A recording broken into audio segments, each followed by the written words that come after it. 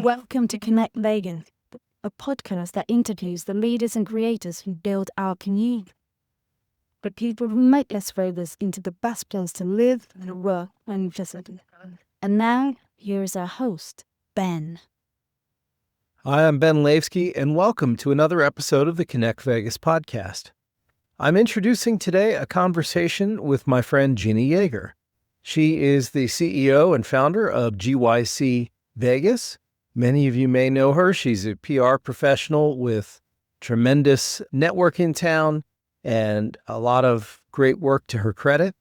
She and her firm support a number of nonprofits, and I really enjoyed this conversation of getting to know about her background and some of the things she really enjoys in Las Vegas, and I know that you'll enjoy it as well.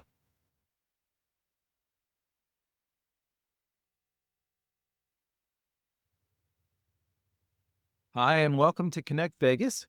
I'm here with Gina. Gina, please introduce yourself and tell us what you do. Hi, Ben. Thank you so much for having me on today.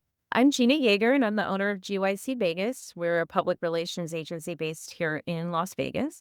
And for the past 25 years, I've been passionate about strategic marketing and communications.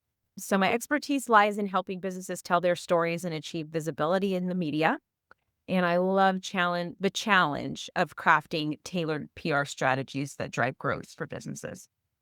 That's very nice. Is there a typical client, or is there something that your clients have in common? Sure. So our ideal clients are innovative businesses, entrepreneurs, or nonprofits. We generally work with small to mid-sized businesses or organizations. So throughout my career, I've had the privilege of working with hundreds of diverse clients, from hospitality to entertainment, technology, healthcare, aviation, education, so much more. But we really don't have a specific industry that we work with. I always say we just love telling really cool stories. So yeah, that's a typical client. Okay. And when you're talking to somebody, maybe they're not familiar with the process, how do you describe the value that brings to them when it's done well? Yeah, going back to maybe why someone might want to choose to work with a public relations agency or professional. Every business has a compelling story to tell, but they often struggle on how to effectively communicate that narrative and build brand awareness. So this is where the expertise of a PR and marketing firm like ours becomes invaluable. So whether it's a small startup or it's a global corporation in any industry, they might seek out services during pivotal moments, such as a launch or a rebrand or an event promotion, or when they really want to elevate visibility and credibility within their target audience of potential customers. And then the benefit or the value that we provide, we are in a noisy, very fast moving world, as we all know. And so perception can shift in an instant. PR helps you control that narrative, stay relevant, build trust, especially when credibility matters now more than ever. So whether, you're launching something new, navigating change, or just trying to stand out, PR can ensure that your story is told the right way, at the right time, to the right people. And we help our clients build exposure about their products or their services by developing communication strategies that raise awareness about their work and ultimately increase revenue. All right. To learn a little bit more about your personal background, talk about where you grew up and some of your hobbies or interests as a young person. Yeah, of course. So I grew up in Southern California in San Gabriel Valley, that includes Pasadena. Most people have heard of Pasadena. So it's about 20 minutes east of there is where I grew up. I spent a lot of time going to the beach in Orange County because when you live in that part of California, you're like far from the beach, but you're still close. So it's like, you just want to, as a teenager, I would drive 45 minutes to the beach every day in the summer. My hobbies and interests were singing, dancing. I did a lot of traveling with my dad. When I was a kid, I wanted to be a fashion designer. So I did not have aspirations of being a PR professional. I wanted to be in fashion design. My grandparents were Italian tailors and they owned their own tailor shop. So I grew up around sewing machines. I grew up around my mom and all of my aunts knowing how to sew and make their own clothes. My mom made her own patterns and she sewed. So it ran in the family. And so that was the way I wanted to go. But yeah, it did not work out. I tried. That's so creative. And it's rare anymore that people know how things are made. Yeah. That's such a wonderful process to be around. Yeah, it's great. Joann's is going out of business. There's no there those the days of people buying patterns and making things on their own are gone. It's all fast fashion now. Yeah. In the old West, people had two shirts and that's Mhm. what you do life with, or Yeah, a pair of trousers or two dresses. Like, and now it's just a completely different world. yeah, it really is. When you started out, did you have any kind of fun jobs or anything that you did that you like to laugh about? Yeah. So well, in high school, I did a lot of jobs just starting out. I think I worked in like, boutiques in the mall and things like that. I actually did. This is interesting because where we're at now with the economy, one of my first jobs or a couple of my first jobs, I went to a couple of different companies, was mortgage company cold calling. So I would call, "Hi, would you like to reduce your rate to 7%?" That was a good one then. And we're complaining about 6.86 right now. But and then it evolved to bank telling. I'm just not good with finance. I thought I was gonna be a finance major in college. That did not work out either. But it was a cocktail server. But one of the most fun ones was walking around. I went to San Diego State and walking around San Diego's football stadium with a thing around my neck with a box. Cigars, cigarettes, cigars.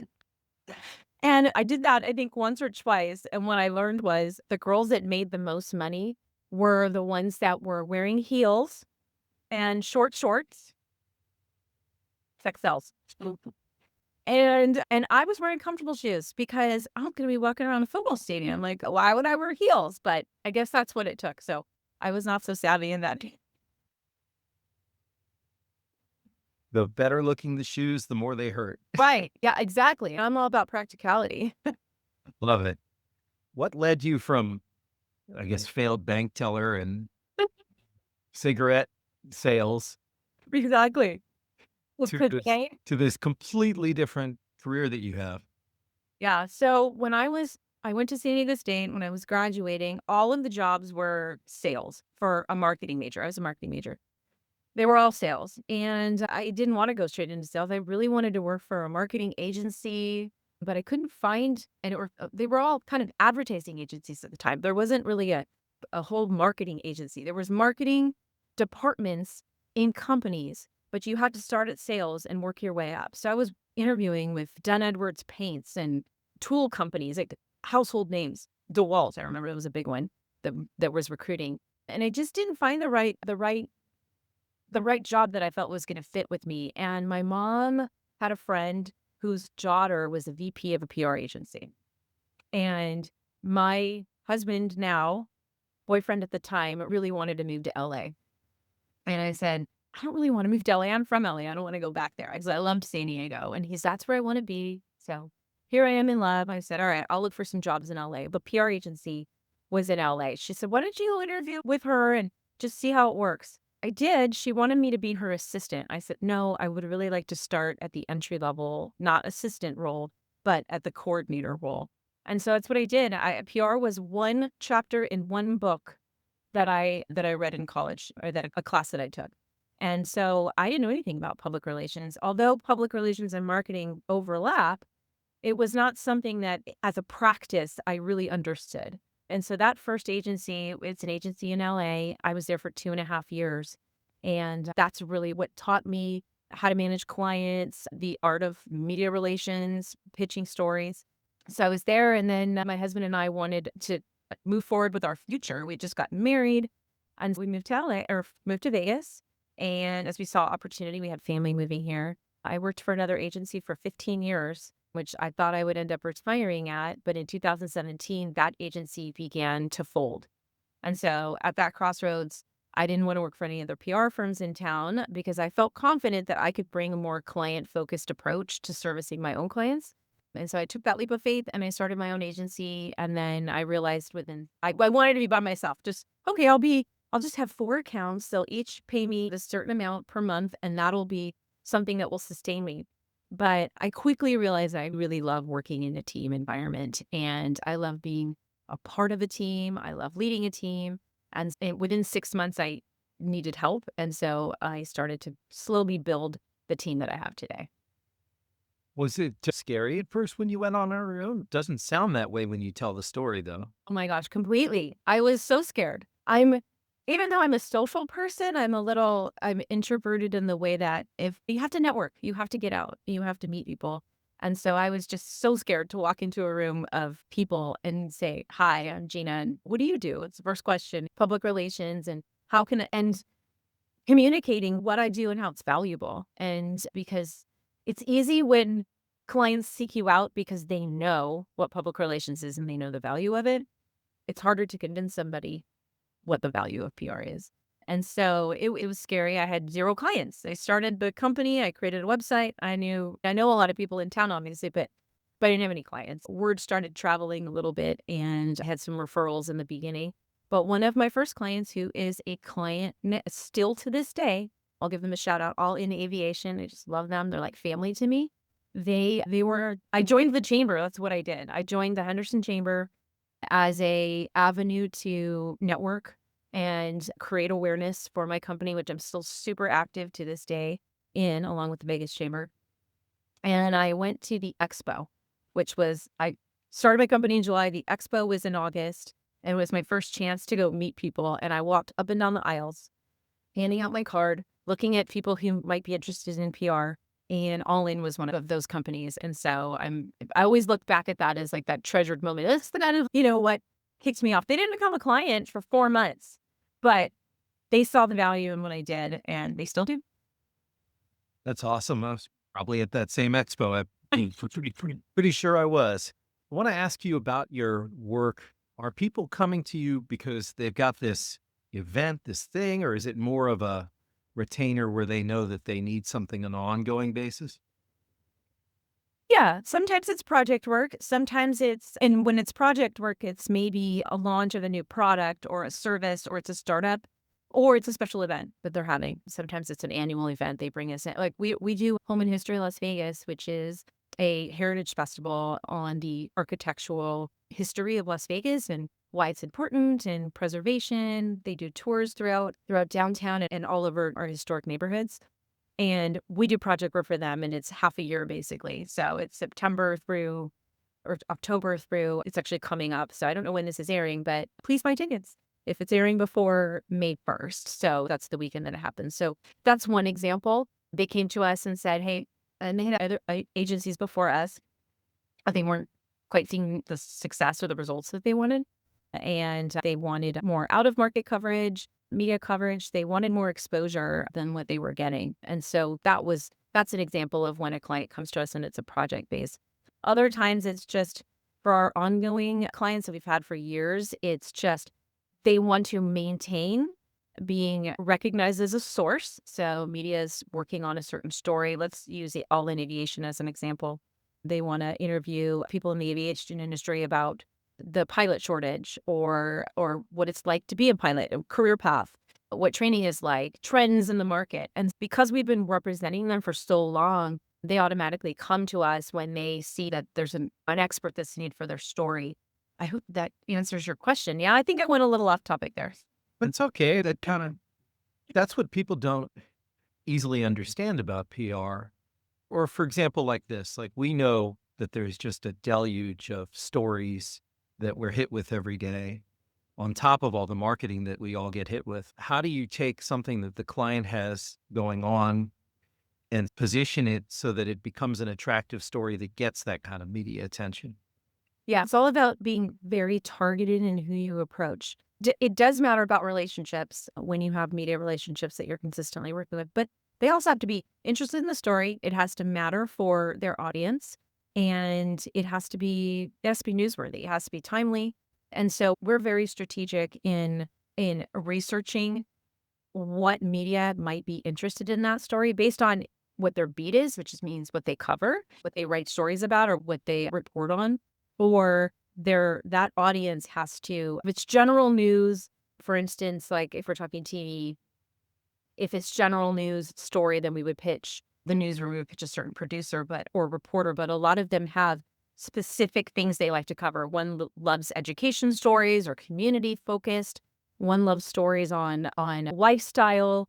and attractions, like more that fun. Some of them are investigative, where they want to talk about why a certain issue is impacting the community. So we're targeted in approaching the right people to tell those stories. That makes sense. Is there a philosophy that you talk about with your team that you bring to your clients that you would speak to? Yeah, absolutely. So we are what I like to call intentionally compact, or we have an intentionally limited roster size. There's only 5 of us. And I do that because I believe in providing a very concentrated, direct, and high level of service to each of our clients. And that the philosophy we have is really to give ongoing direct service to each client. We never want them to wonder what we're doing. It's always a communication back. We're a communications company, so we're consistently providing that updates and results and progress where we're at with things with our clients. So it's on a daily or every other day, and then whether it's through email or text or phone calls. And then we have either biweekly or once a month meetings with our clients on a regular basis as well. Okay. Getting back to PR, is there something people misunderstand about PR?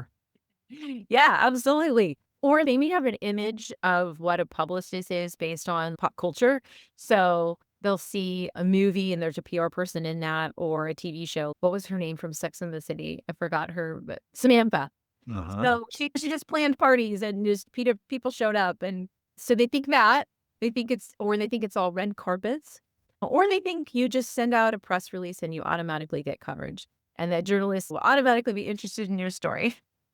So there's, I think, a lot of misperceptions, or that media relations is the only thing we do, and misunderstanding the process of how that works. It's building relationships, but when you don't have the relationships, because we pitch people that we don't know all the time, and so there's methods, and there's ways for us to be able to strategically craft a message to them about, and there's advice given on the right subject lines to write. And because journalists get hundreds of pitches a day, how do you break through that clutter? And so there's so much art that goes into the work that we do behind the scenes that I think gets unnoticed or misunderstood. And so it's just all about, it has to be newsworthy, it has to be genuine, and you have to show the personal side of how your brand solves problems or fills a void, and the people that are behind that brand.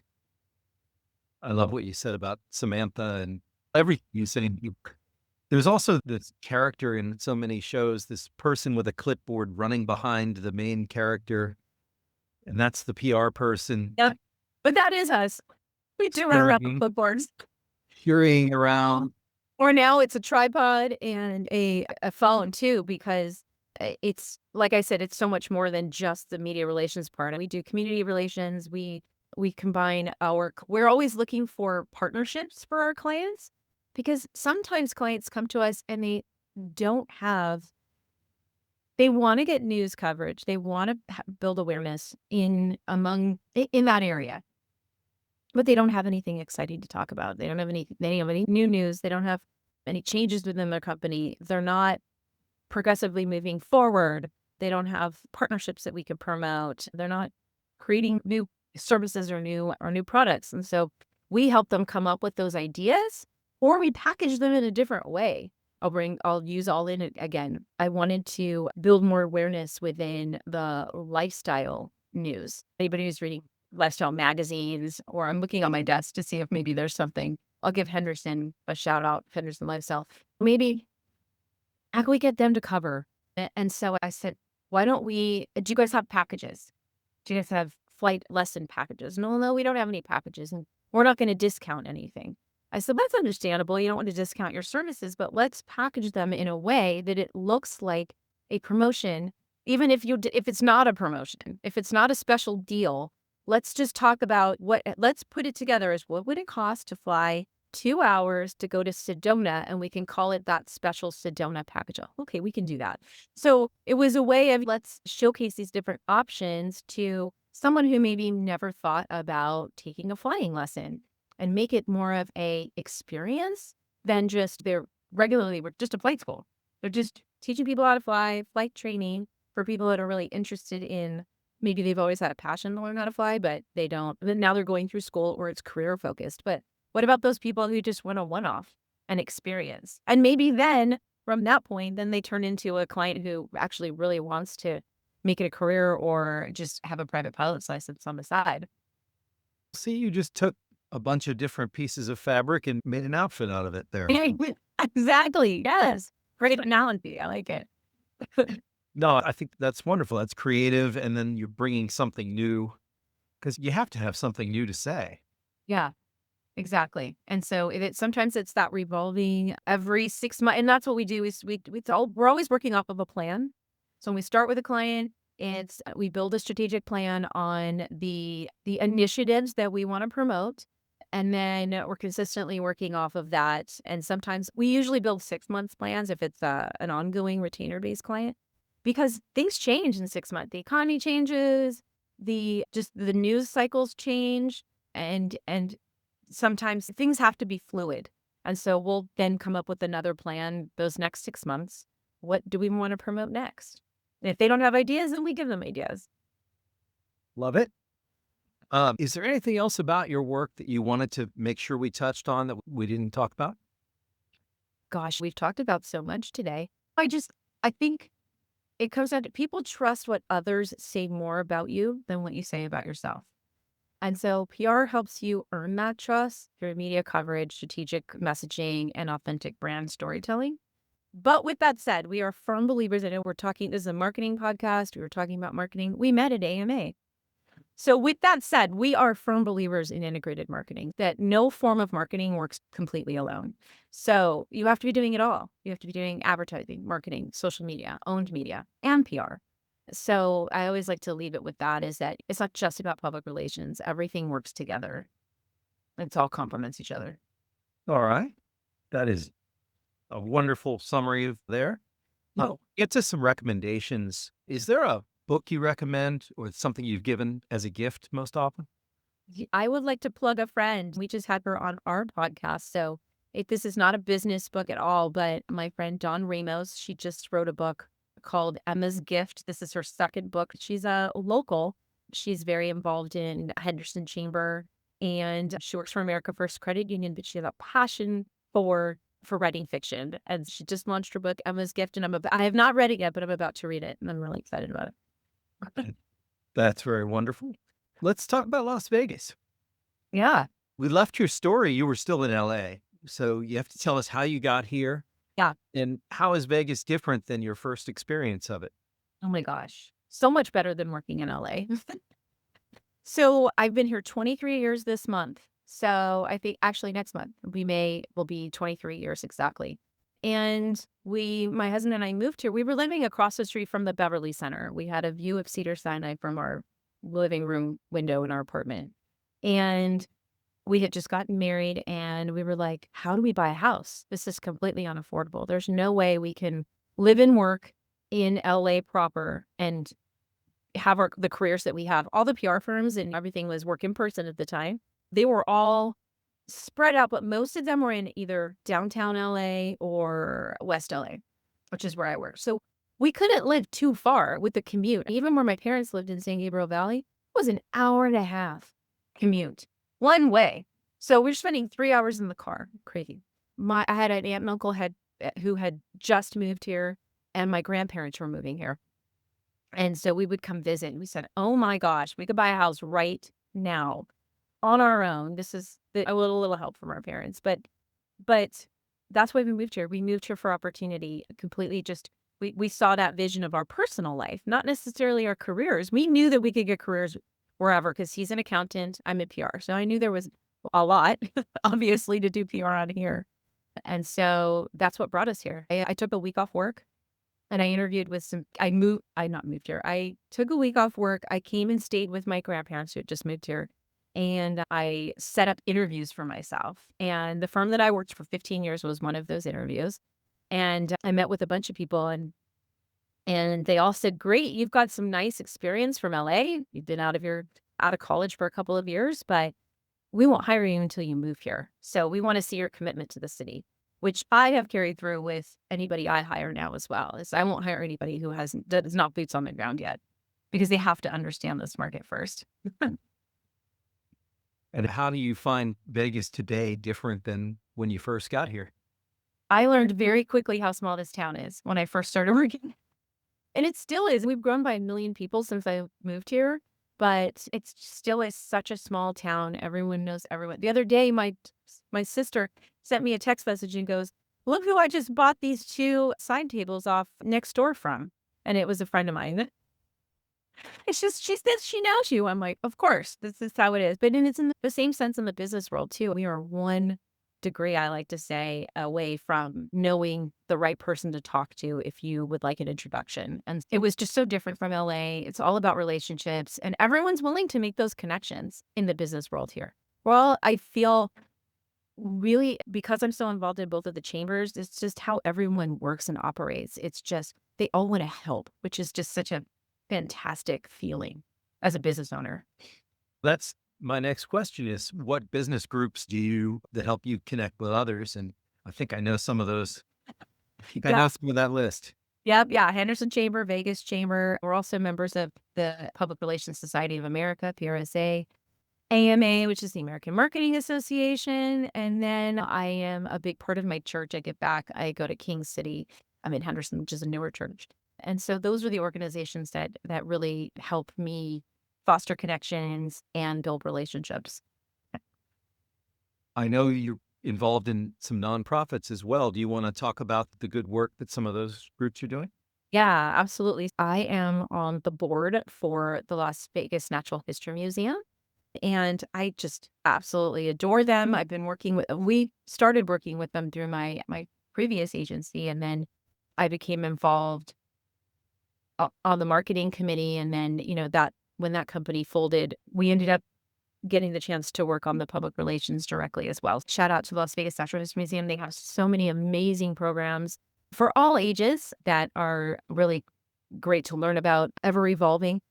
The Science and Technology Festival is coming up, which they're the creators of and one of the main sponsors of. And that's in a couple of weeks. And it's a great opportunity to learn more about where STEM careers are and what companies are doing STEM throughout our community. So that event is one of those that there's events with businesses and organizations throughout Las Vegas, throughout the valley.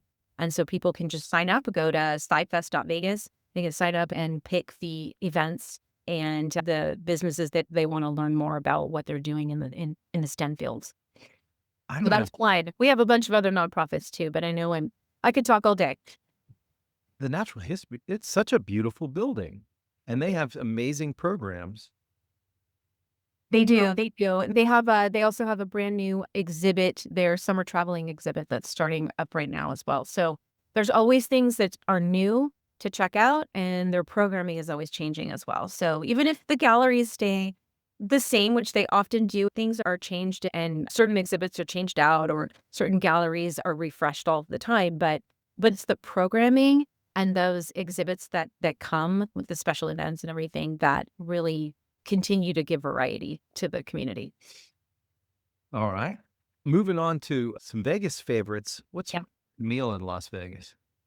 So I love sushi, and that is my favorite restaurant. I love sushi. That's one of my favorites too. Yeah. So I live in the Anthem area, and we are homebodies when it's the weekend or at night. We don't like to drive too far to go out, but we've got some really great restaurants right here. So we go to I Love Sushi for sushi. And then I'm Italian. I'm 100% Italian, so I'm very picky about Italian food. But my favorite restaurant, which is right around the corner for Italian food, is Prosecco Astoria. And yeah, it's the same. I think it's a family. The family's kind of split up in terms of who owns which Prosecco, but this one, everybody who works in there is Italian. They all speak Italian. I've spoken Italian to them, ordered in Italian, which is a little, intimidating. My Italian is very just basic conversational at this point. So yeah, those are 2 of my favorites. Those are wonderful picks. What's your favorite spot to view the city? I'll have to say my neighborhoods. In my neighborhood, I can't see the strip from my house, but from my neighborhood, we can walk just a short little walk over to have a full view, which is beautiful. So we're up in the Anthem area and we get to see all of that. It is a far view. So It's a lit when there's fireworks, it's probably not the best because they're so far away. But it's a great place to just if you want a full city view, I just have to walk down the street. I love that. Final question for you. If you could share a phrase or a quote or idea with just millions of people, what would that be? I love this one. Okay. So Bill Gates said a quote about PR that I absolutely love. He said, if I was down to my last dollar, I'd spend it on PR. Love it. I will include any of your links in the notes that go out with this, but how should people follow or get in touch? Yeah. Okay. So our website is gycvegas.com. I am Gina Yager and that's me personal and then GYC Vegas, both on LinkedIn. So that I have a personal profile and then the business, obviously. And then on Instagram and Facebook, we're at GYC Vegas. And we also have a podcast, which I am excited about you being my guest on. It's called Get Your Chat On with GYC Vegas. And that airs on Spotify and Apple Podcasts, as well as our YouTube page and anywhere you stream podcasts. And I do the same thing you do, very similar. Like I talk to business professionals throughout the Valley on what their career has been like and what they're currently working on. And it's an opportunity for people to share their stories and for us to learn a bit more about the business professionals here shaping our city. I love that. And I've known you a little bit for a long time, and I was very glad to get to know a little more about you. Thanks, So, Ben. thank you very much. Yes. All right. You have a great day, and I appreciate it again. You too. Thanks, Ben.